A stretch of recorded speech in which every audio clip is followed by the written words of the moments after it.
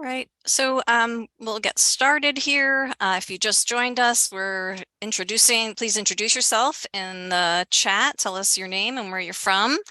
And you're all on mute, but you'll have a chance to ask questions via the chat or the Q&A feature. So please let us know what your questions are. Close the chat. Jeff, could you go to the next slide? Oh, I have animation. Sorry. Thank you. So welcome to No More Prep, a progressive approach to bed bug preparation. Stop Pests is an organization that is funded by HUD's Office of Lead Hazard Control and Healthy Homes, but we're located here at Cornell University in New York State at the Northeastern IPM Center. Our program provides free training and technical assistance to HUD-assisted housing on integrated pest management. So essentially, we're here to help HUD-assisted housing improve their pest control programs. You might hear some products, some vendors, and commercial services named or pictured here. They are illustrative and not meant as endorsements. Okay, and I'm going to briefly introduce Jeff and then hand it over to him. Jeff is the CEO and owner of White Mantis Consultants, and he provides consultation services to pest control companies and others. And he is really an expert in the field, especially on bed bugs, but in all pest control matters and in pest control industry matters. So I really want to encourage you, while we have him on the line, to take advantage of this, of an expert, and ask your questions. I'm Susanna Crisco. I've been managing the Stop Pest program since 2014. As I mentioned, I help HUD-assisted housing providers improve their pest management programs with integrated pest management. We provide free in-person or online training to eligible housing sites. So get in touch with me. I'll put my email in the chat box soon, and get in touch with me if you're looking for in-person training, online training, or maybe just someone to talk to about pest control. That's what I'm here for. I asked Jeff to be with us today to provide us some information on this, this issue with PrEP, because I frequently hear from housing providers and from residents of affordable housing that they are having issues with getting people to comply with these PrEP instructions that are often very hard to follow. And especially when we're working with some of the more vulnerable populations, elderly and disabled people, they're sometimes impossible to follow. I always ask, could you ask your grandmother, your mother, to do this? So a lot of residents are getting denied services and even evicted in some cases. So I think it's time to consider what Jeff is going to say about limiting the type of PrEP that we're asking people to do according to the infestation. Bed bugs aren't solved by a one-size-fits-all approach, and neither should the treatment preparation instructions. So my email is on the screen. Our website's on the screen, and I am going to hand it over to Jeff at this point to give a better introduction, and I can't wait to hear what you have to say. Thanks so much, Jeff, for being with us today. Thank you, Susanna. All right, a couple housekeeping notes on my end before I get going here. I'm working from home, like I'm sure some of you are. As long as the Amazon guy doesn't come to the front door, the dog should somewhat cooperate. If the Amazon guy does make an appearance, I may have to mute out for 5 seconds to growl at them to stop barking. So I apologize if that does take place. And I want to thank Susanna for the kind intro. And what I want to do is, let me go just to my intro slide here and just kind of talk a little bit about me, who I am, and where I've developed my opinions on this particular topic from. I came from academia. I got my master's degree in bugs and did a couple years towards my PhD, although I didn't finish the PhD. And that was all in agriculture. I actually got involved in the pest management industry back in 2006. When I was hired by a pest control company here local to me in New Jersey, had no knowledge of bed bugs and was kind of thrown into the deep end. Said, listen, bed bugs are making a comeback. We want you to go learn everything you can about bed bug service, how to train people, challenge the status quo, all that stuff. And so I immersed myself in the world of bed bugs going all the way back to 2006. And over the last 16 years, I have treated, or at least consulted with, in the field, in people's apartments with bed bugs all over the world. I've spoken to pest control forums, and property management in, I think, 42 different states now, several different countries. And like I said, I really have seen bed bugs in just about every environment known to man, which obviously has provided me a lot of really good field experience. One of the areas, though, that I would say that I've had probably the most experience in regards to my career is dealing with bed bugs in HUD, funded properties, Section 8 housing, affordable housing. There's a lot of different names and categories that go into that. But I have dealt with bed bugs in a lot of, communities that struggle with all kinds of different pests, for who knows how much time of my career. And so when I talk to you about, this particular issue of prep, I'm coming from a field experience perspective. And, as Susanna mentioned, I started a consulting company. I almost actually say the sixth. It is the sixth, isn't it?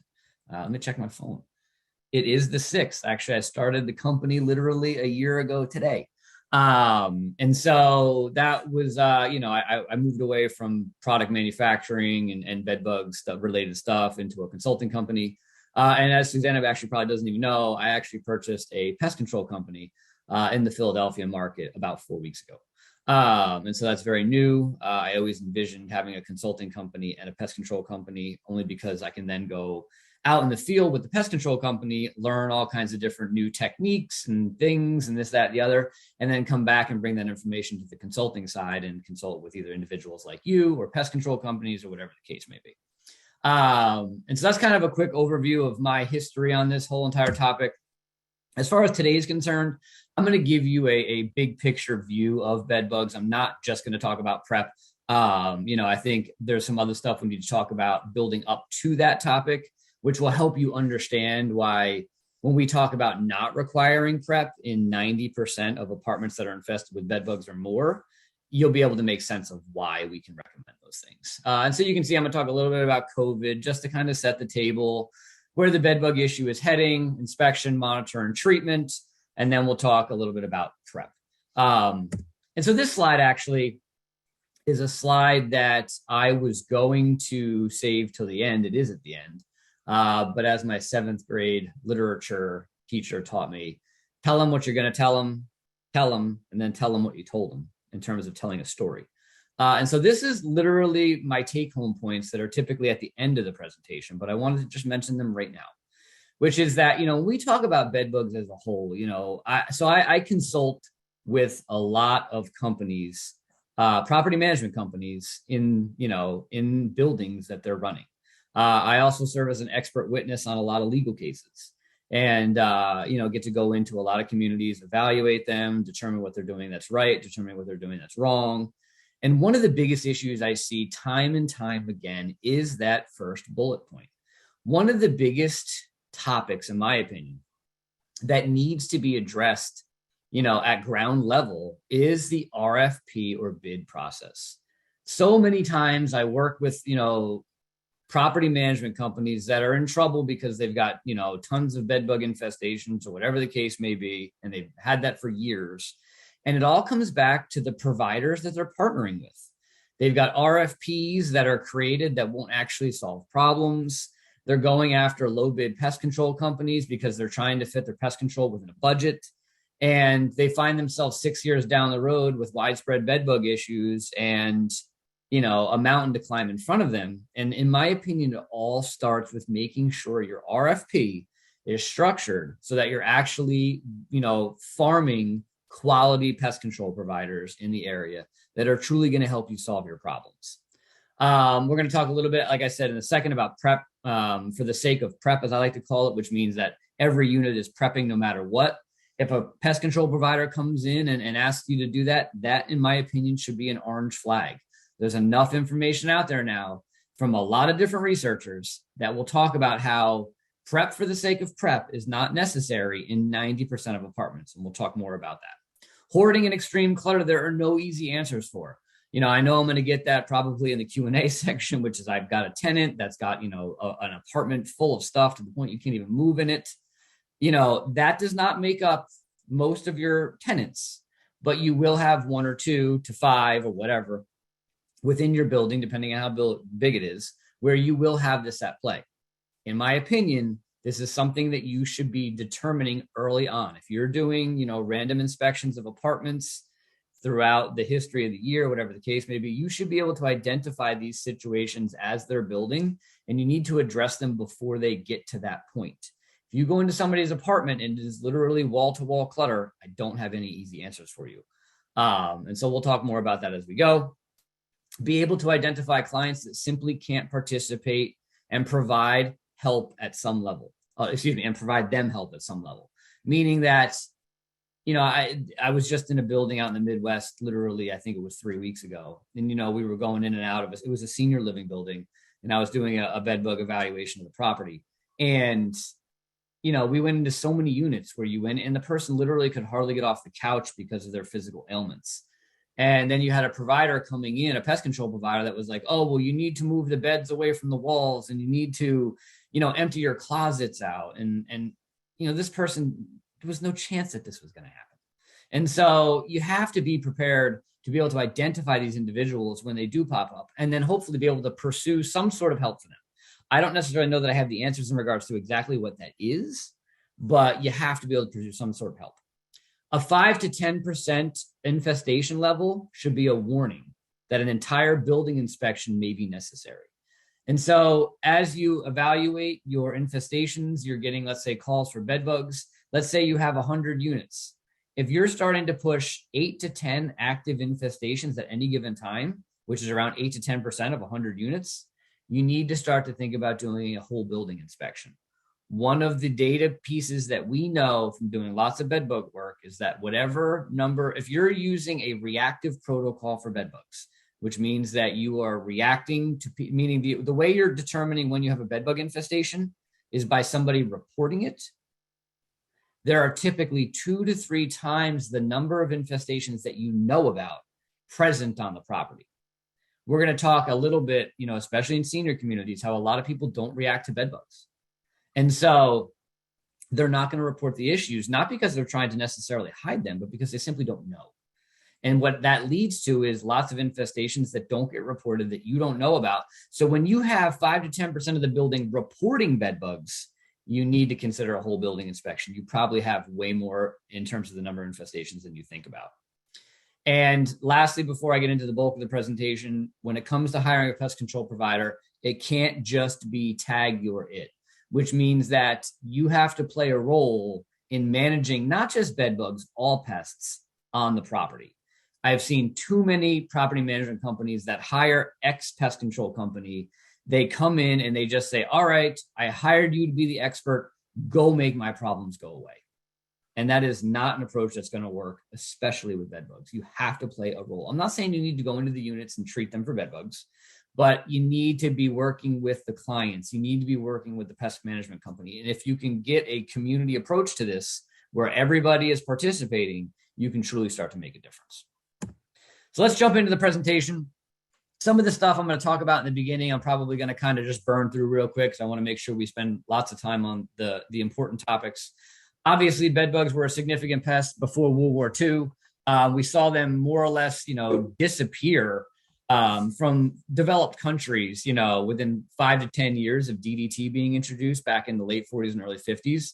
And one of the unique scenarios that we're faced it's less so today than it was 10 years ago. But if you talk about 10 to 15 years ago, when bed bugs first started making a comeback, society was presented this very unique challenge where we were dealing with something that many of us had never seen before, had never dealt with, and honestly had no idea what to do about it. The parallels between a pandemic and bed bugs making a comeback 15 years ago, there's a very, very, significant parallel between those two dynamics, where you had something happening that people just didn't know what to do with. And because of that, it was a little bit of a mess at the start. But, over the last 10 years, 15 years, we've really learned a lot about bed bugs. By 2010, they were a very prevalent pest all across the country.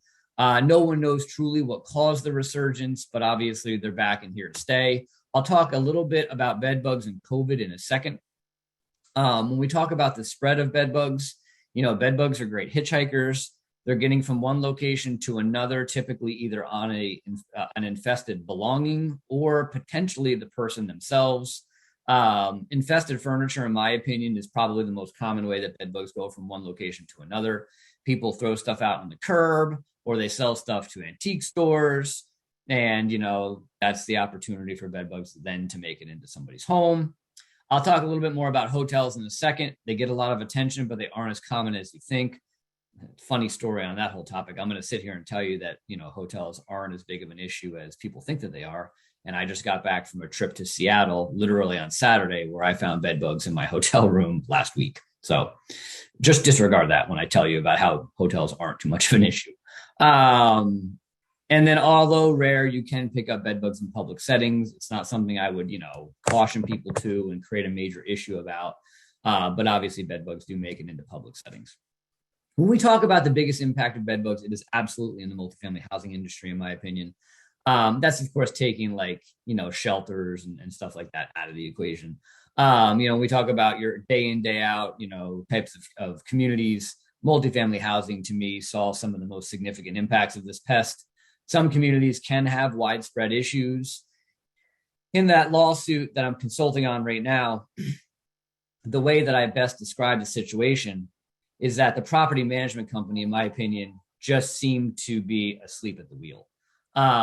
Where, there was just a lot going on and there were some very simple measures that could have been taken to correct the problem. And it was almost like nobody was paying attention. But balancing the cost of treatment and the responsibilities of the tenant and management can be difficult. I'm not going to sit here and kind of pitch this as something that's just super simple and just make it go away. Obviously, it's not that simple, but it can be done. I've seen it done. I've been part of it being done in terms of taking really bad communities and getting them to a much better place. But it does take some knowledge, some help from people who truly are experts and know what they're doing, and then just a little bit of elbow grease, which we'll talk about as we go through this.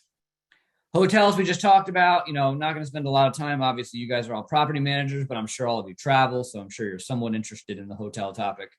The bottom line is when you talk about your big brand hotels in most of your big, cities or vacation areas, data suggests that 1% to 2% of the hotel's rooms will have an issue at any given time, which means that it's a 1% to 2% chance, or 1 or 2 out of 100, that you stay in a hotel room that actually has a bed bug issue present.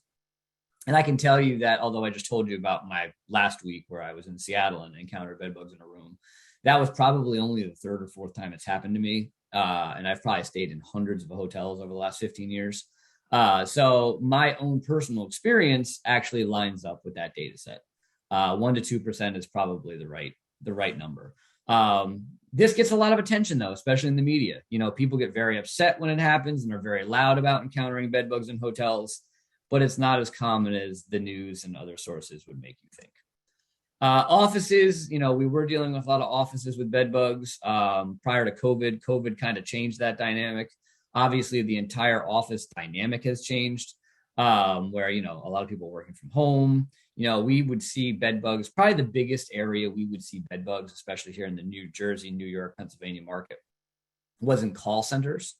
And after COVID, call centers are a thing of the past. So many people now that work for, customer service call centers are now working from home. And so that whole dynamic has totally changed. Bed bugs are not as much of an issue in offices as they were pre-COVID. We'll see what happens long term. And then, of course, bed bugs can make it into all kinds of different settings. I'm not going to go into each one of these in detail. I think the commercial airline industry is an interesting one. You don't hear a lot of people talking about it. Commercial airlines have to have a problem. I just don't, like I said, I have not heard a lot about that topic, and I don't know a lot of people that provide service in them. I know a few that do, and I know that some of them do occasionally find bed bugs on them, which shouldn't be a shock. But it's a very interesting dynamic once they do. You're at 35,000 feet and you all of a sudden see 3 bed bugs crawling across the arm of your, whatever airline chair. What do you do? What do you do, especially if the plane is sold out? Where are you going?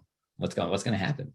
And, if you're sitting next to the person that finds the bed bugs on their chairs, they're all connected. So I'm sure that chair is also an issue. So it's a very interesting topic. But it's also a very hush topic you just don't hear a lot about. So I actually can tell you from an expert's perspective, I don't even know how in depth that issue is in that particular industry. So when we talk about bed bugs and COVID, listen, bed bugs don't get COVID, and I'd be interested to hear in our Q&A session from you guys in regards to like what your experiences were with bed bugs and COVID. But when people aren't moving, people aren't going out and doing the things they always do. The minute I heard about social distancing, I knew that it was going to impact bed bug spread. And we absolutely saw a significant impact. In my opinion, I think bed bug infestations went down somewhere in the neighborhoods of 30 to 50%. And I think there are certain communities that it went down even more significantly than that. I can tell you that I've got some I'm like I said, in New Jersey, and I've got a bunch of companies I'm friendly with in New York, and they'll tell you their business went down even at times upwards of 80% in regards to bed bugs. People just aren't moving around. And when people aren't moving around and they're not going out and buying things and bringing them into the home or whatever the case may be, it's going to inevitably impact the flow of bed bugs. As far as when bed bugs will make a comeback, if they'll make a comeback, whatever, honestly, your guess is as good as mine. I know I was just at a conference, like I said, 2 weeks ago, and I was talking to a bunch of other, experts in the industry, and we were talking about this particular topic. And I think everybody kind of agreed that we all kind of thought bed bugs would have made a more significant comeback than they have thus far. It seems to be delayed, in my opinion. Whether it will come all the way back to pre-COVID levels or not quite get there for whatever reason, I'm not 100% sure. So I will tell you that your guess is as good as mine. Most experts do think it will be a few years before bed bugs look like pre-COVID levels. And we'll see. I can tell you all, like I said, I'll be interested in the Q&A if we bring it up and talk about it. It seems like some areas of the country are back to where they were. I'm hearing from pest control companies that they're seeing bed bugs back to pre-COVID levels in hotels. I would imagine that over time that will trickle into multifamily housing. But I can tell you that most communities and states are not seeing bed bugs at the same level they saw them pre-COVID, at least not yet.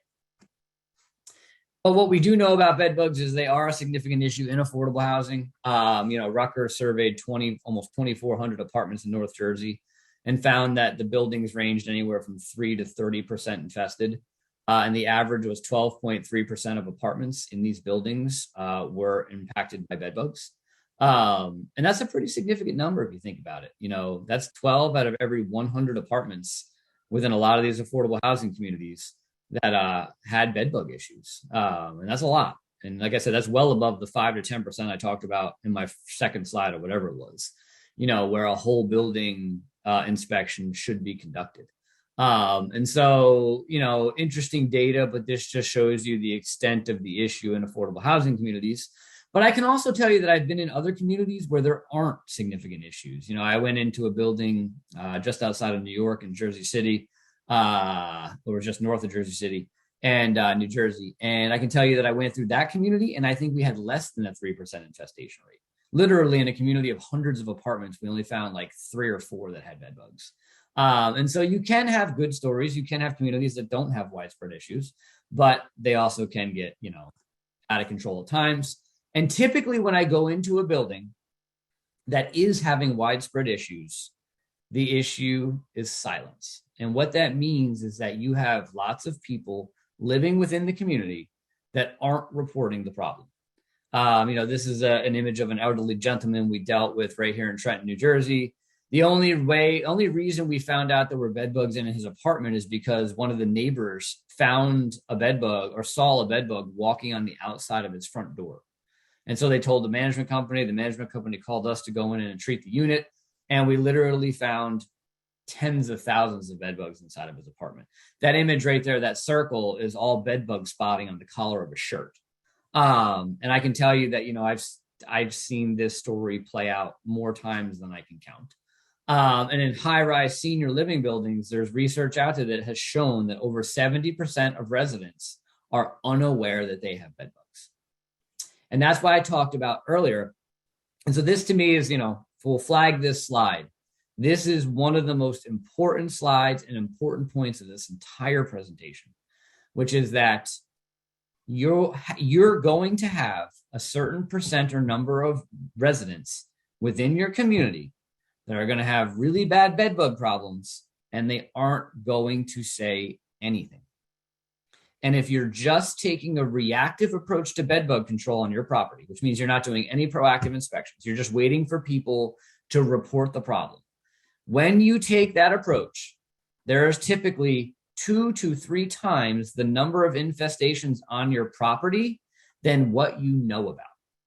So if you manage 200 units and you have 10 active bed bug infestations you're currently dealing with, but you're just waiting for people to report them, and that's the only way you know about them, you probably have more like 20 to 30 out there. We'll say 20 that you don't know about, especially if you're in senior living, high-rise type situations. And so I can't stress enough that, especially in senior living, high-rise, you need to be considering something proactive for this problem. If you just wait for people to report the problem, you're going to end up, the ball's going to start rolling, and before you know it, you're not going to be able to stop it. Now, a lot of people will also say, well, how does this happen? Why aren't these people reporting these situations? A lot of different issues going on. Sometimes they're not reacting, and so they don't know there's a problem because they're not reacting to the bites. They also, in senior living, don't have the eyesight they once did, so they may not be able to see the bugs. And then there's also just shame and mental health issues associated with a lot of these situations. It took me some years to put all the pieces together, but, I used to get, like I said, I've given hundreds of talks all over. And I get the comment a lot, which is, when I show these images of really bad bed bug infestations, people will say, well, who in their right mind would live in a situation like that? And the answer is nobody. And what we found from doing a lot of research of our own was that when you deal with these really bad bedbug infestations, it is close to 100% of the time that you will have a mental health issue also in that unit, because nobody's going to live in a situation like that. Nobody's going to sleep in a bed every night and have hundreds of bedbugs crawling on them, but yet people do. And you have to be able to find those situations. And so here's just a real quick, case study that I can show you. I mean, this was literally the most stereotypical example of a building that is not doing anything proactive. And this is how it all plays out. So we get called into this unit to treat for bed bugs. We go in and we don't find any bugs in the bedroom. And the bedroom's all the way in the back of the apartment. Where we find the bed bugs, and it's just a couple bed bugs, is on the living room couches, which are right kind of adjacent to these images you see in front of you. And so I said to the technician, I said, listen, it's not something that we don't encounter, but it's a little weird that there's no bed bugs in the bedroom, yet a couple on the couch. It happens. We're not going to raise a super red flag yet. But what you can't see in this image is in the left-hand image of the door, there's above the light switches, above the door lock, there's a little black speck in the middle of the wall. That's actually a bed bug. And so I'm sitting there looking at this front door and I'm watching this bed bug run on the wall. And I literally, it's almost like a cartoon at this point. I'm like putting the different pieces of the story together in my head, just staring at the wall. And I'm like, okay, no bed bugs in the bedroom, bed bugs on the couch, bed bugs on this wall. And I look down and I see this dog crate. And I'm like, So I moved the dog, and I could tell the dog crate had been in that spot for God knows how long. So I moved the dog crate, and you can see on the right-hand image, that's all the bed bug spotting and bed bug activity that was associated with that dog crate. So now you have couch, dog crate, door. And immediately, to me, this is pointing outside of the door. And so across the hall from this apartment is this apartment, which has an evicted sign on the door. There's a dead bed bug on the wall next to the door. And I look down at the base of the door, and you can see on the right-hand image all the bed bug activity at the base of the door. And it just goes to show you, though, like a lot of people, asleep at the wheel is literally the best possible way that I can describe a lot of the communities that I consult in that have widespread issues. So I'm sitting here talking to the management, the maintenance gentleman who's, taking us around to these apartments and opening doors. And I'm like, I'm looking at him and he's looking at me, and I'm like, so what can you tell me about this apartment? And he's like, that's Bedbug Johnny, or he had some name for him. It was Bedbug something. And I'm like, okay. I'm like, well, when was the last time you were in this apartment? He's like, we can never get in. He won't let us in it. And I'm like, He's like, but every time, he's like, we always find bed bugs down in the lobby on the wall that he sits in front of all day. He goes down in the lobby and people watches, and we always find bed bugs on the wall behind him. And I'm looking at this guy, and it was like just one of those moments. And I'm just like, did you not put two and two together? I mean, that's not even two and two. That's like one and one at this point. Like, and so I'm like, man, listen, I'm not leaving until we get access to this apartment. It's evicted. So therefore, we know he's not inside. There's no reason we can't get in. He can't tell us no. We need to get this door open. So they, try to find the key for 20 minutes. And we find the key and we go in. And this is obviously what we find, which is a massive bed bug infestation. All those white things on the left-hand image are all bed bug eggs. You got infested shoes. So he's wearing these shoes walking around the community. What do you think's happening? He's carrying bed bugs all over the place. And this is the front door, which I'll go back. So that evicted sign on the left, that's the other side of that door. And just above that door, you can see all the wire conduits running out into the hall.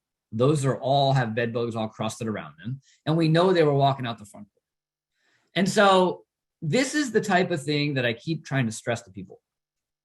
You have to be proactive about bed bugs. You can't be asleep behind the wheel. A lot of times, a lot of very obvious things are happening right in front of you, and nobody's taking a second to think.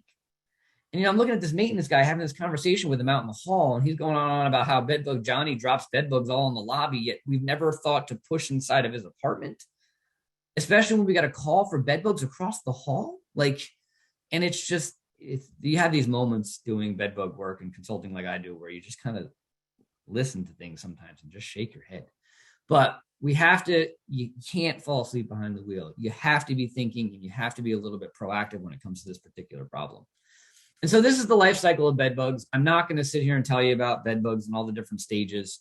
What I use this slide to do is to point out one very simple component of their life cycle that begins to help you understand why all the prep work we're going to talk about in a second is not necessary in a lot of units. So what do bed bugs feed on? Blood, obviously. They feed on blood from the minute they hatch out of an egg until the minute that they die. And so you can use that issue or that feeding aspect against them, which is that a lot of people, when they require prep, they say, well, there might be a bed bug in the clothes in the closet. Therefore, the tenant or resident has to empty the closet out in order to address those problems. I say, I don't care. First off, most people aren't going to do that even if you ask them to. And then even if they do, they often do it wrong and put stuff in bags, don't launder it properly, take the bags and put them somewhere else and forget to launder them. And now they're moving the bugs around and you don't know where anything is. And so they don't do it right most of the time. You have maybe 10% of your residents that are going to actually do it and do it properly. And so instead of doing that, if there's 2 bed bugs in the closet, what do those bed bugs have to do? They have to feed. They only feed on blood. Well, where do people sleep? Typically in beds and couches.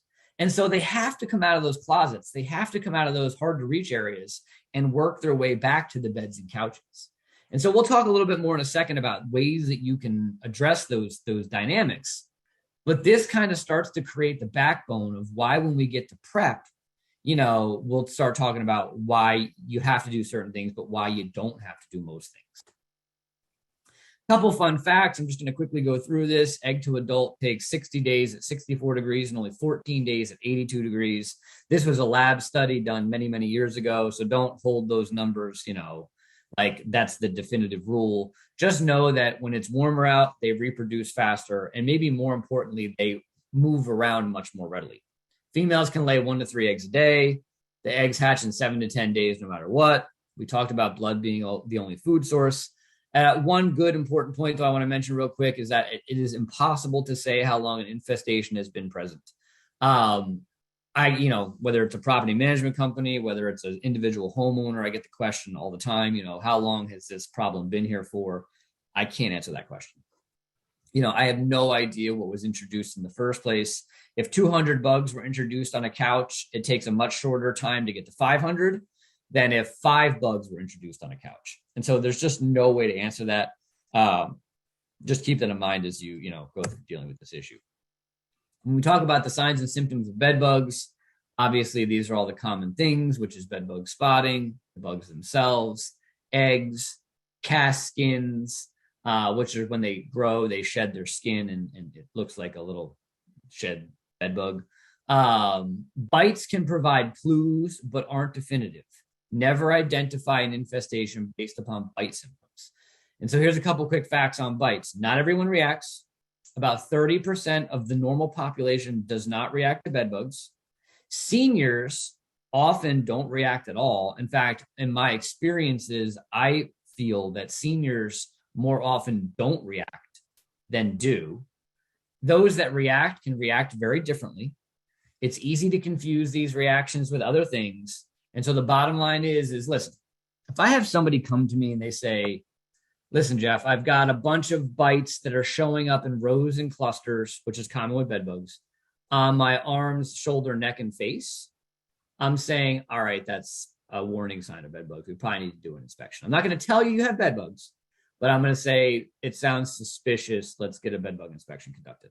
As opposed to someone who comes to me and says, hey, listen, Jeff, I've got 3 bites and it's on my hip. One's on my hip, one's on my inner thigh, and wherever else. That is not consistent with bed bugs. Now, I'm not going to say don't do a bed bug inspection, but I don't necessarily anticipate finding them. And so you don't ever want to identify the source of a reaction based upon it, but you can use the reactions to say, all right, that's consistent with bed bugs versus that's not consistent. And as I said before, things that are consistent, rows and clusters of bites on the arms, shoulders, neck, and face. Those are the most common areas of bed bug bites because those are the most common areas that are exposed when people sleep. Think about when you sleep at night. Where do you pull the comforters up to? Typically your chest, maybe your shoulders. Well, what's exposed? Your arms, shoulders, neck, and face. And that's typically where bed bugs are going to feed. Bed bugs have not been shown to transmit any diseases. I'm not spending any more time on this slide than that. Obviously, there is a psychological reaction to dealing with bed bugs. That could be potentially the disease, if you wanted to call it a disease associated with bed bugs. There's been lots of research out there that has shown mental health issues associated with bed bug infestations. But as far as actual disease, they have not been shown to transmit diseases in the field. There's been some lab studies that have shown they could have the capabilities, but we have more to worry about than that. It hasn't been shown in the field. Let's just move on. So talking quickly about inspection and monitoring, this is the other study that I wanted to allude to real quick to kind of build the story of the PrEP, which we're going to get to in a second, which is the Mark Release Recapture study conducted by Rutgers University. In this study, what they did is they went into 6 apartments that had bed bugs. 4 of them were occupied by somebody, 2 were vacant. And what they did in this study is they went into these, and these were all bad infestations. They went in and collected bed bugs. They painted the bed bugs different colors. You can see the paint on the image on the right there. And then they let the bed bugs go again. I know that seems crazy. Apparently there's permits that you have to file for in order to do this kind of stuff. They had all the permits they needed to do it. And what they did is they went back in and they let yellow bugs, red bugs, white bugs, and green bugs go in the different areas you can see on the image on the right. They then put monitors out and they checked those monitors every day for 14 days.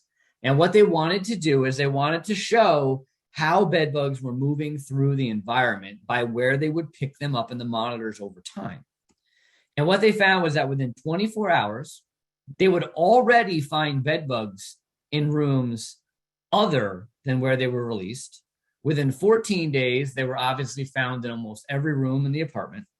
And the most shocking part of the study was that bed bugs were actually found in surrounding apartments within only 3 days of the release of them. And so what this study really did was it started to shed light on just how much bed bugs move. A lot of people, we assume that they move around. We didn't understand exactly how much they move around. But this is some of the data that starts to really point to the fact that these bugs move.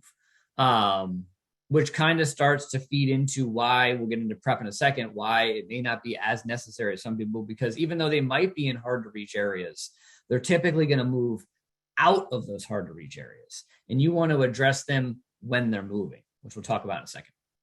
So as far as monitoring and inspection, detecting a new infestation, assessing the extent of the infestation, evaluate control efforts, determine when an infestation is eliminated. These are all different reasons why we monitor and inspect for bed bugs. When we talk about where bed bugs typically hide, obviously the mattress and box spring or couches are your most common areas that you're going to find bed bug activity. When we go in to do a bed bug inspection, we're going to do a quick visual inspection of the walls and stuff like that, but it's literally going to be a 30-second inspection. We're going to spend the majority of our time inspecting the beds and couches because we know that's where bed bugs are most likely to be found. If you do think bed bugs might be in other areas, you can consider monitors to help you identify them. But the cost benefit of going through an entire apartment and tearing everything apart is not there if you can't find bed bugs in the beds and couches. That's where you're typically going to look. You also can consider, in addition to visual inspection, using monitors. Interception devices have been shown to detect 80 to 95% of infestations within 2 weeks of installation. There are under the leg devices, which the top left-hand image is of, that black disc, that will go under the legs of beds and couches and catch bed bugs as they travel to and from the bed.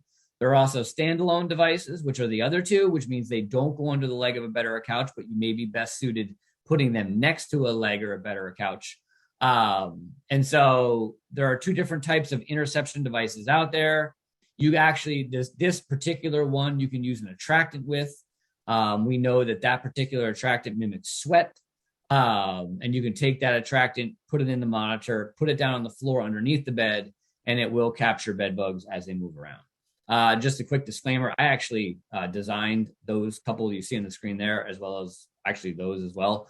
I didn't mention any of the brand names though, because I'm not here to promote products. I'm just here to tell you about concepts. You can always go out and research all these different devices, determine which ones would work best for your community and use them accordingly if that's what you determine. I'm not, promoting products in any way, shape, or form. Just the concepts of the products. Again, these are all interception devices, which as they move around the environment, as they, associate themselves to different, the bed or the couch, these are catching the bugs as they move around. How they work is that we know the common bed bug does not climb very well. And so when they fall in these devices, they actually can't climb out. And so in essence, they are pitfall traps. There's also bed bug detection dogs out there. Some of you probably have used these on your properties in the past. Listen, when it comes to canines, I don't want to spend a lot of time on this as well, but the bottom line is that canines can be a tool, especially when you're sweeping large areas. You just want to make sure you're doing something to confirm what the dog is saying. I think most people kind of are doing this at this point, but I'm still encountering some properties in New York where there's a dog coming in, the dog's saying there's bed bugs, wherever they're saying bed bugs are, and they're just going ahead and treating the apartment based upon what the dog is saying. And then the treatment team goes in and never finds anything. That can be a warning sign that maybe the dog is indicating when bed bugs aren't there. So again, you want to have a procedure in place where if you are using a dog, if it goes into an environment and it says bed bugs are there, you should be doing something to confirm what the dog is saying. So that's kind of a quick overview of kind of different detection tools and inspection tools. As I said, I kind of wanted to do a broad stroke overview of a lot of different things here so we can kind of paint the picture of treating for bed bugs, which prep is part of. And so when we talk about treating for bed bugs, which will take us into prep, one of the most important things that you need to do, in my opinion, is evaluate the extent of the infestation at the start. So this honestly really sets the table for everything I'm going to talk about when it comes to prep. It's funny. As I travel around the pest control industry, I'll interact with a pest control provider and I'll say, listen, when we talk about bed bugs, how are you handling it? Oh, well, we've got a treatment protocol that we do when we find bed bugs in an apartment. Okay, great. and you have one treatment protocol. And they're like, yeah, we just do one treatment protocol. This is everything we treat, yada, blah, blah, blah. Okay, great. So what happens when you go in and identify a cockroach infestation? Oh, well, it's going to depend upon the extent of the infestation. If it's a bad cockroach infestation, we're going to do this, this, this, and this. And if it's a light cockroach infestation, we're only going to do this, this, this, and this. All right, well, what's different with bed bugs? Why do you have one treatment protocol for bed bugs for all infestation sizes, yet different for other pests? And a lot of times they'll kind of start talking to pest control companies about this, and they kind of stop and they're like, I never thought about it that way.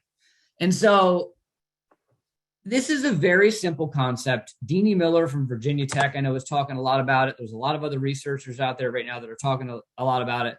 It's called assessment-based integrated pest management or assessment-based treatment, whatever you want to call it. The bottom line is that not all infestations are the same.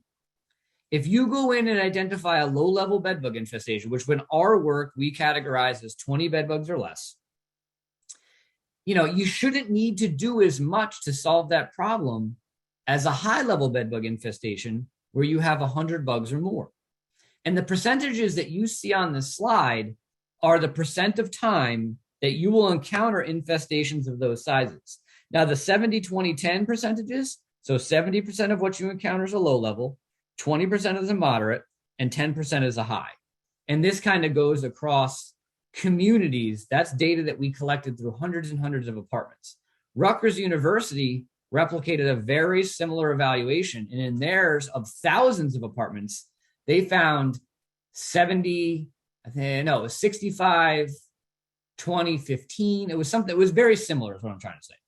And so the bottom line is most of what you encounter in an apartment community should be 100 bugs or less, which is low and moderate level infestations. And in this data set, you can see that makes up about 90% of what you encounter within your community. I'll be interested to hear in the Q&A if you feel like your property is different. And I'm sure I'm going to have a few people that are going to say we have a few more high level percentage, and that's all fine. You're going to have some communities that have a little different numbers. But the bottom line is this represents what happens across most communities. 90% or more are typically 100 bugs or less. And then of the high levels, I split them into two categories. The 10% that are high, 5% of them, or half, are what I like to call manageable high, meaning that, yes, there's over 100 bed bugs, but they're kind of still where we would predict them to be. They're in the beds and couches. They may be in all the beds and couches, but we're not seeing them walking all over the walls, and we're not seeing, and so they're kind of still predictable. And then the other half of the high levels, the other 5%, are what I like to call chaos, which is you go in and there's just bugs all over the place and it's a total disaster. But again, what I want you to remember as we start to go through the prep slides, 90% are 100 bugs or less. So let's get to the focal point of the whole talk. When we talk about prep, obviously, a lot of the things that are asked of residents are to empty closets out, move furniture away from the wall, reduce clutter, all that fun stuff, right? And in the end, the room looks a lot like this when it's properly prepped. Everything moved into the center and blah, blah, blah, and whatever. All right. So let's talk first about why. An organized room will allow a pest control provider to move faster. A lot of pest control providers will tell you, well, we can't treat personal belongings, so we need the homeowner to do that for us. The apartment is so cluttered, either we can't move or it's difficult to move. We'll get back to that a little later. If bed bugs are in the clothes, the only way to deal with them is by laundering them. It's fair, not a bad point. Some of the furniture is old and may fall apart. I don't want to move it. And then you're going to hear a million other reasons in regards to pest control providers asking residents to do these things. Okay. So when they ask them to stand the beds up and couches, when a pest control provider asks residents to stand the beds up and couches, they're asking them to do that because it helps them move faster. But what happens when the resident strips the bed and puts the bedding in a different room? Well, where do you think the bed bugs are now? Probably wherever the bedding went. Not to mention, now you have no control over whether or not they're going to launder them. What happens when they stand the bed up And then the pest control provider comes in 2 hours later. The bed bugs have mostly recirculated and gone other places. So why does a pest control provider ask residents to empty the closet? Well, we just talked about it a second ago. If there's bed bugs on the clothes, I can't treat the clothes. So the only way to get the bed bugs off of them is to ask them to launder. And then there's other reasons in regards to why this happens. So that's kind of the line of thinking here. So when I'm in front of a pest control audience doing this presentation, I typically at this point ask them to close their eyes. I want you to close your eyes and I want you to think about your house or your apartment. And I want you to take your prep sheet if it looks like these kinds of preps, empty closets, empty dressers, all that stuff.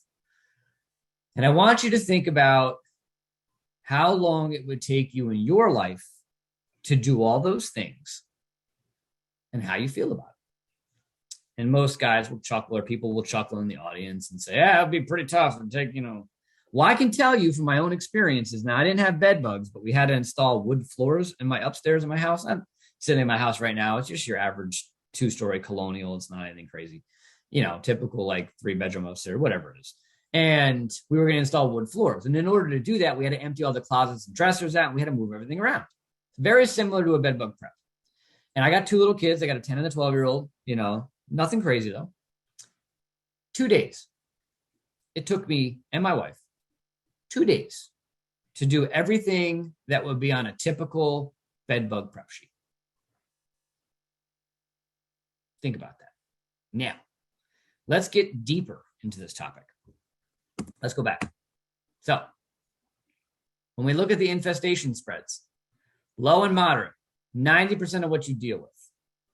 If there's only, let's go with the 70% just for even a better example. 20 bugs or less makes up 70% of what you deal with. When you have 20 bugs or less in a bed bug infestation, where do you think the bed bugs are? They're typically in the beds and couches. That's where they go. I'm not going to tell you you can have one bed bug, somewhere else or another bed bug there, but most of the bed bugs are going to be in the beds and couches because that's where their food is. And even in a moderate, you're still going to have most of your bed bugs in those areas. You might have one bug here, one bug there, but that's what the follow-up treatments are for, is to allow those bugs to move back to the bed and then come back in on a follow-up and take care of those couple last remaining bugs.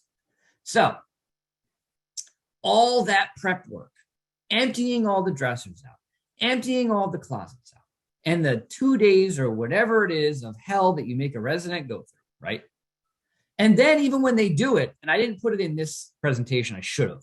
I had a picture. I was in the Bronx. I saw somebody in the Q&A who's from the Bronx.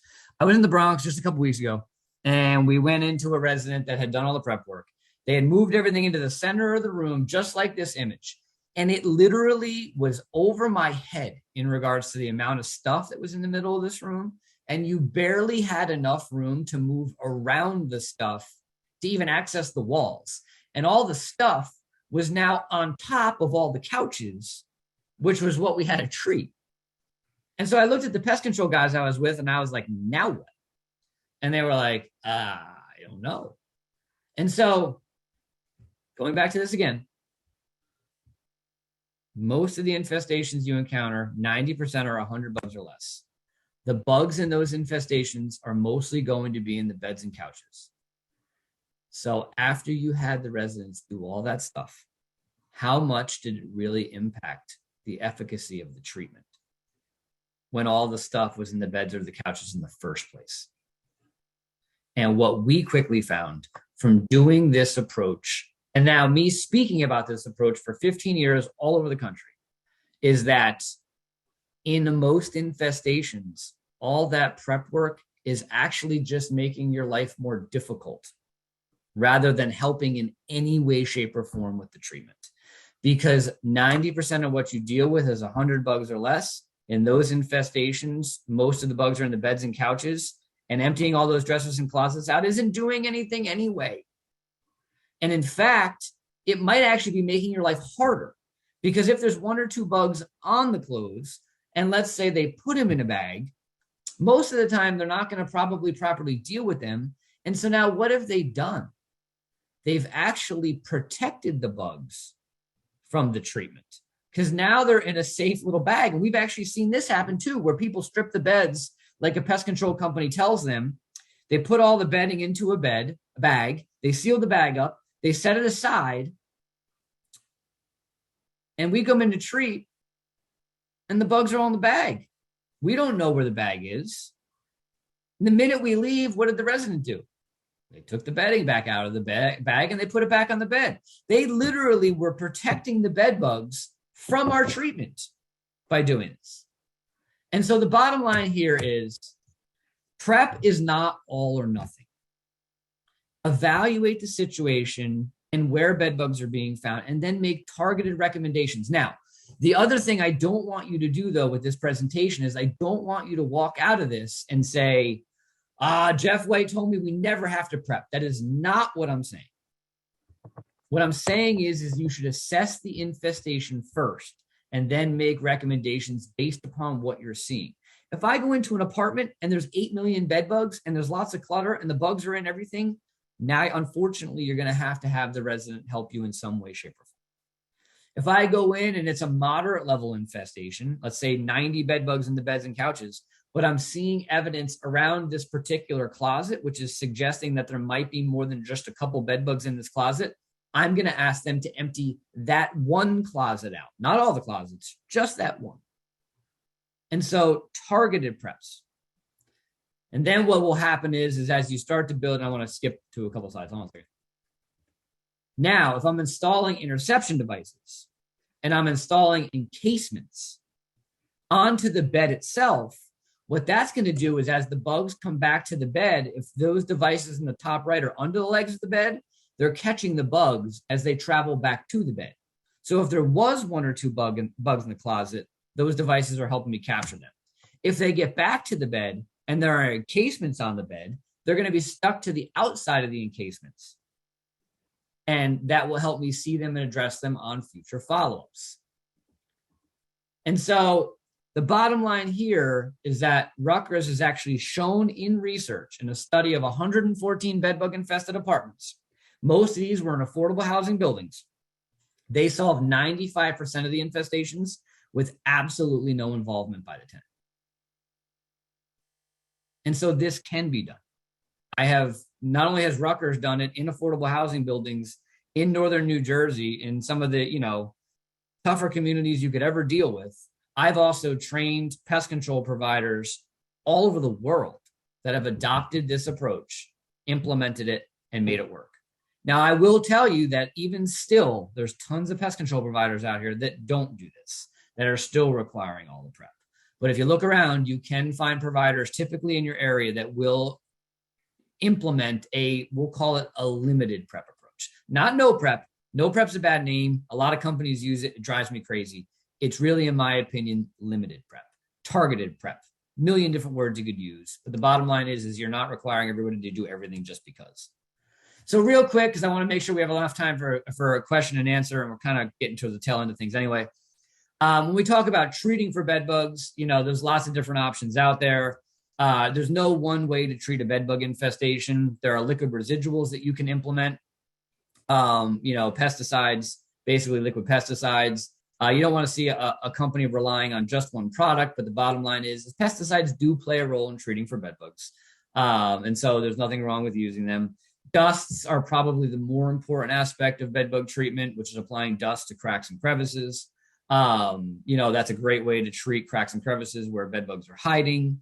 And so, Cymex is a very popular product you'll see out there. I'm not affiliated with them in any way, shape, or form. I'm just saying I can tell you a lot of pest control companies are using it based upon the research that has shown how effective it is. But the bottom line is using a dust in cracks and crevices is very important when treating for bed bugs. Vacuums, removing bugs, as you're encountering them is also a very effective way to deal with bed bugs. If your residents are vacuuming up bed bugs, you want to make sure you're telling them they need to dispose of either the bag or the filter or whatever the case may be when they're done, because bed bugs can live in a vacuum. Steam is another great way to kill bugs and eggs on contact. Not all companies use steam, but it is a great way to treat especially upholstered furniture. We talked about encasements a second ago. They go around mattresses and box springs and lock bed bugs both in and keep bed bugs out. They can also salvage infested bedding. A great way to make bed bugs obvious, especially when you come back on follow-ups. I've talked about interception devices. I do think this is a critical tool when making no prep work. Just because if I'm going to leave a couple bed bugs behind in the closet, I want to have something in place to address them as they come out. Now, I know companies that are using the no prep or limited prep model without these and making it work. So it's not to say that they're mutually exclusive, that they have to be used together. But I do think they make prep work even better, or no prep or limited prep, I should say. I want to quickly mention Apprehend as a tool just because I know there's a lot of companies that are starting to use it. I'm sure there's some individuals on this call that have questions about it. I'm not going to go into a ton of detail. Just know that it's a biopesticide. It uses Bavaria bassiana as the active ingredient. I've done a bunch of field trials with it and found it to be effective. There were a lot of lab studies that showed it to be effective, but I went out in the field and found that we were seeing a significant improvement after only one application of the product. The degree of improvement would differ by room and also by apartment. And some of the infestations, bugs were not eliminated after 2 applications. So it is not a silver bullet. You will need to do other things, in addition to using this product. We had a second field trial where we had 14 infestations treated. And I want to quickly focus on the 6 at the bottom that were my moderates and high level infestations. And when we looked at those 6 that were moderate or high, 4 responded well and 2 did not. We had one particular unit that had literally a history of bed bugs for years. We went in with one treatment of Apprehend and actually eliminated the infestation that had been present for years in just one service, which obviously was a great success story. But we did have another unit where we had a chronic smoker where the walls were literally yellow with whatever nicotine or whatever it is that settles on the walls. And that seemed to impact the effect of Apprehend. We didn't have a huge impact in that particular unit. And I've now heard from 2 other pest control companies that had a very similar experience, where when you have a heavy smoker and it's been a chronic heavy smoker, the smoke residues on the wall will impact the performance of the product. And then occasionally we just have issues, listen, couches, there's just no easy answer for when they're badly infested. Even Apprehend made the problem better, but we didn't necessarily solve all infestations in couches. So the bottom line on Apprehend, and I just wanted to mention it real quick, is that it is working well. It's not a silver bullet. If a company's not using it, it doesn't mean that they're wrong. But it, just wanted to present some quick information on it because I'm sure somebody had questions on it. Heat treatment. I get a lot of questions from property managers asking me about heat treatment and what role it plays in bed bugs. Obviously, in terms of why you would use heat, you can crash infestations quickly. It's considered a greener service because it doesn't utilize as many pesticides. A lot of companies will apply pesticides at the start of a heat treatment to address bugs as they move around.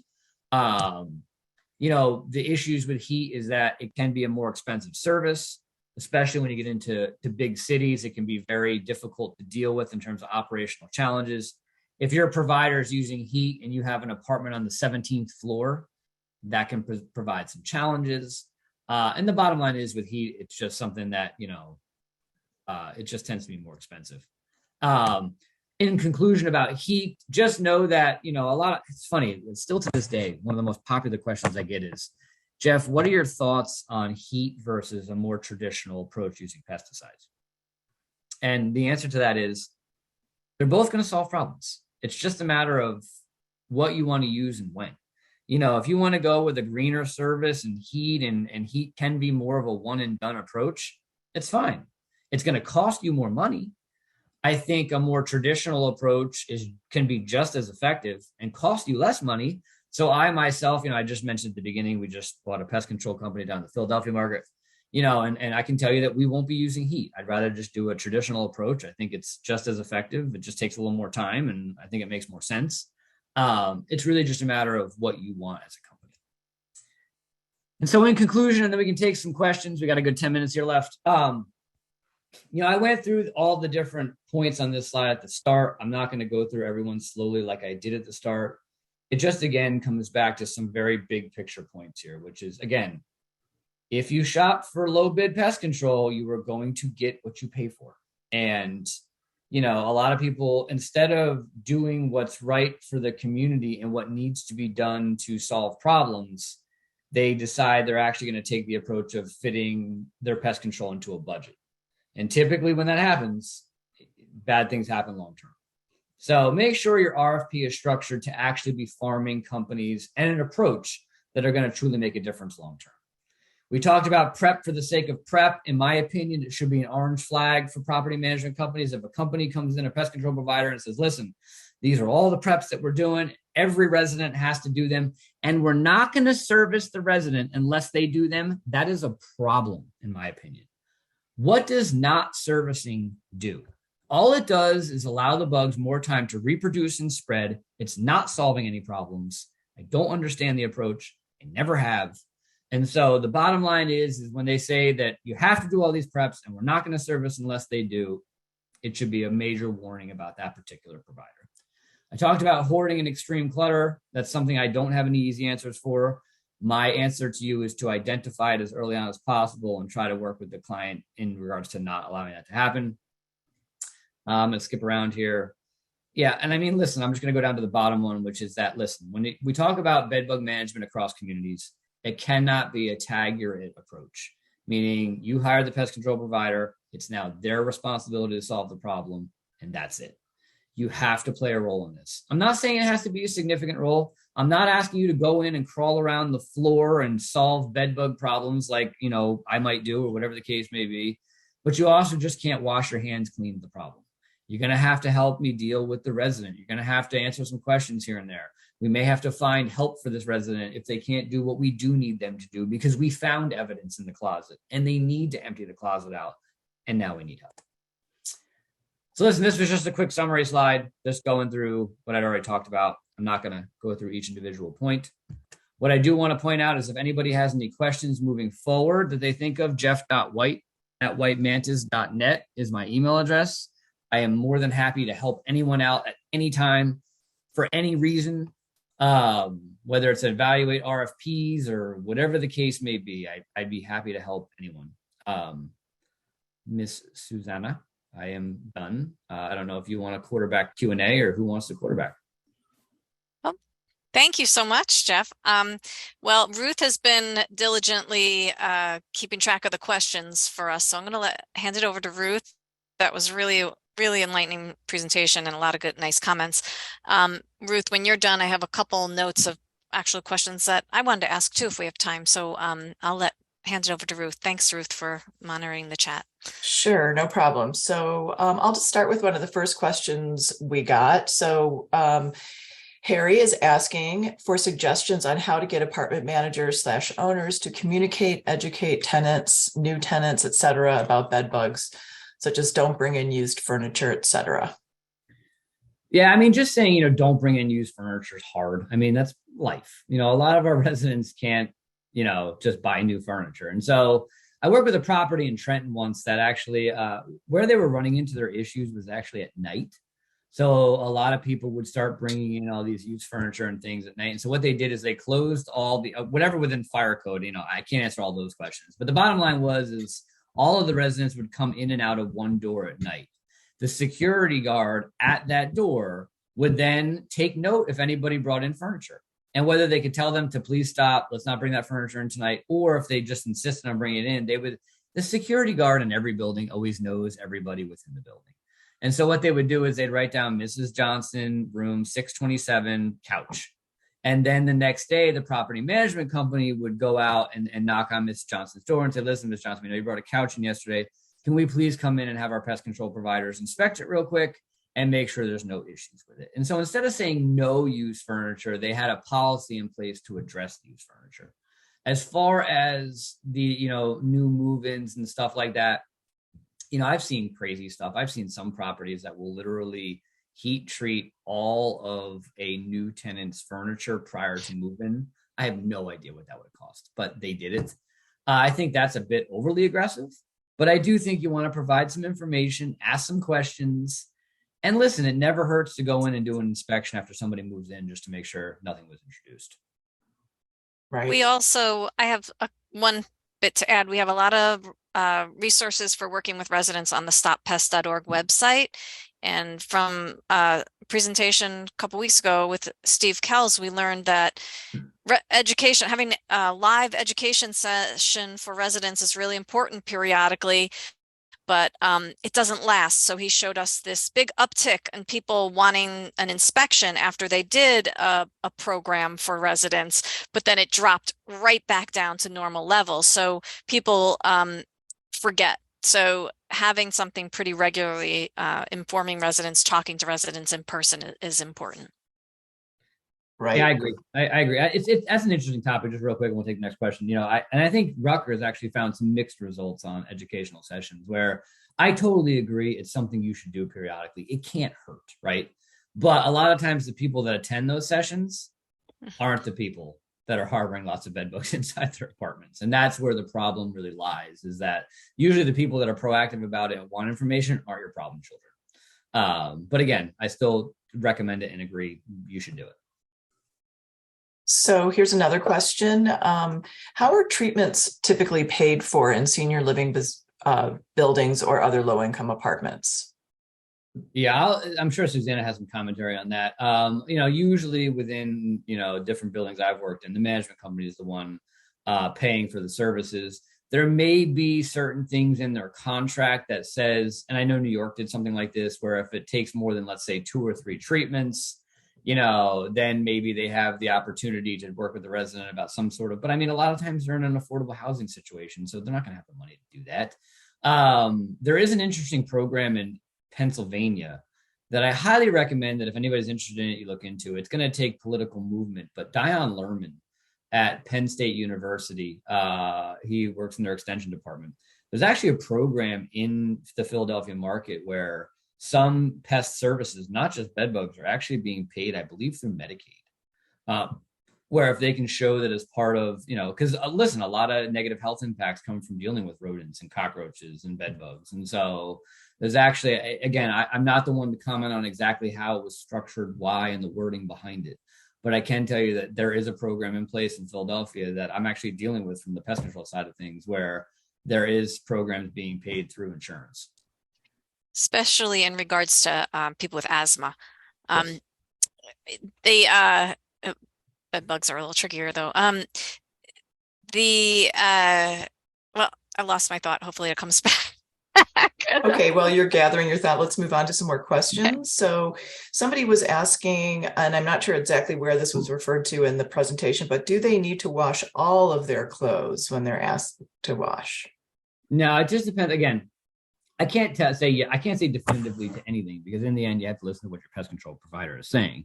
But going off of the approach that I had talked about, remember, it's just where you're seeing activity. And so if I don't see any activity or visible, obvious activity in a dresser or closet or whatever, anywhere in the apartment, they're not going to have to launder anything.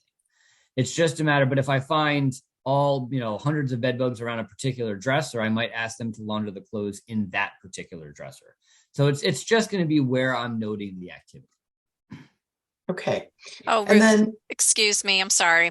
I wanted to mention regarding the previous question, if you're in a HUD-assisted facility, it is the management's responsibility to pay for treatment. There is some clause in the HUD notice that says if a tenant isn't compliant, you can charge. But as you know, the clientele in affordable housing, they don't have the money, and it also discourages people from reporting if they do have pests, because they're going to self-treat. They're not going to report if they think they're going to have to pay for it. And this whole issue of are they compliant is why we had the webinar today. How hopefully that sheds some light on things. But I put the HUD notice on bed bugs in the chat if you need to refer to that. Very easy to find online, and it outlines what HUD requires of its properties regarding bed bugs. Thank you for that. So following up on one of the other questions in terms of, tenant interactions, somebody put in the chat that there is an aversion of tenants to putting things like, interceptors and other types of monitoring devices in their apartments, and if there's ways to overcome that. Honestly, in our experiences, we have not dealt with that. Usually when people, so proactively, meaning like they don't have bed bugs and you're putting them in there proactively, yes, I could see that potentially being an issue. where people are like, listen, I don't want something that's that obvious, in my apartment. Now, some of the standalone devices go under the beds and couches, so they shouldn't be super obvious in regards to that issue. Reactively, meaning that they have bed bugs and you're putting them in place to that. I mean, honestly, we have not dealt with that. And if that's a bigger issue that I can't address in today's Q&A. I mean, if somebody has bed bugs and they're fighting you putting things into the apartment that are going to help solve the problem, that's a bigger problem, meaning that you got to talk to that person and say, listen, this isn't your choice, to make at this point. Like, this is what we're doing to solve the problem. Proactively, I can understand there are some more discrete monitors out there that you could potentially use. Like I said, the standalone devices that go on the floor under the bed. Great. Let's see here. How long does the tenant or pest have to stay out of an apartment when something like apprehend is used? That question always goes back to the label on the pesticides. So the label on the pesticides will provide you the information on how long they need to be out of the apartment. With apprehend, it is, I believe, a 4-hour reentry interval. Okay. You want to be very careful how you handle that. From when I was doing the treatments, I would post the door, which means I would literally on a handwritten piece of paper put do not enter until whatever time they can get back in. I would take a picture of it on the door next to the apartment number, so that way there was no confusion in regards to what door it was posted on. And then I would also tell the management what to communicate with the tenant. In my opinion, you need to be doing something from a pest control provider's perspective to the door itself. A lot of times tenants are going to go hide in other tenants' apartments while the bed bug treatment's being conducted. The management company may not have a chance to interact with them before they go back into the apartment. And from a pest control provider's perspective, I would want something on that door. That way I can show that I did my due diligence. But the bottom line is with apprehend, I believe as per label, it's 4 hours. Great. And Susanna, we are at time, so I want to just throw it to you and see what we want to continue to move on. Jeff, do you have time for a few more questions? I am. Okay, so whomever wants to hang out, if anyone wants to hang out and listen, we'll keep going with the questions. But thank you to those who have to drop off. And don't forget, you can get the recording and other information from this presentation at the link in the chat if you need to at stoppest.org. Go no prep. Okay. Let's see. Another question from Harry. How many other states or communities allow maintenance people to treat without being trained or carry an applicator's permit? I hope none. I don't know. I have no idea what states would or would not would allow to do that. I mean, I can tell you that in all the lawsuits that I'm currently serving on, a lot of the ones that get ugly and people owe a lot of money is when you have people treating without a license and are maintenance personnel within a community. So I will caution you very strongly against that. Okay. And then let's see. For the study that was done, did they eliminate the bed bugs after the study was completed? And as a follow-up, there is a question about whether bed bugs spread readily to other apartments. So I think you can flip those around if you need to. The first question, I'm not sure which study they're referring to. So I think it was that was my comment. They did eliminate. So when they did the capture release, I asked Cheng Lu and he said, yes, they eliminated the bugs after the, I wanted to assure people they weren't just releasing bugs into an apartment. Sorry, Ruth. And that's okay. The second question is my bad. I meant to put that information into the presentation and I forgot to, which is the importance of surrounding unit inspections. They are absolutely critical to the success of a bed bug program, which is, every time you treat for a known infestation, you need to inspect any unit that shares a common wall, whether it's left, right, or up or down. And at times, even across the hall, if it's a high-rise community. This is something that the industry, both the property management industry and the pest control industry, has now been talking about and doing for 15 years. There's even some cities and states where this is illegal to not do. You have to do surrounding unit inspections. What I will tell you is that in my travels of the last 6 months, there are tons of properties that are still not doing surrounding unit inspections. And then they come to me and they're like, Jeff, we can't figure out why our community is overrun with bed bugs. And it's like, well, if you don't inspect a surrounding unit, and it has bed bugs, it's going to continue to feed the unit you're treating, and you're never going to get rid of that problem. And the one surrounding it's just going to get worse. Surrounding unit inspections have to be done at or close to the time that the initial reported infestation is treated. Absolutely critical to the success of the program. Awesome. And then finally, there's just a statement in here, and I just wanted to give you a chance to speak on it.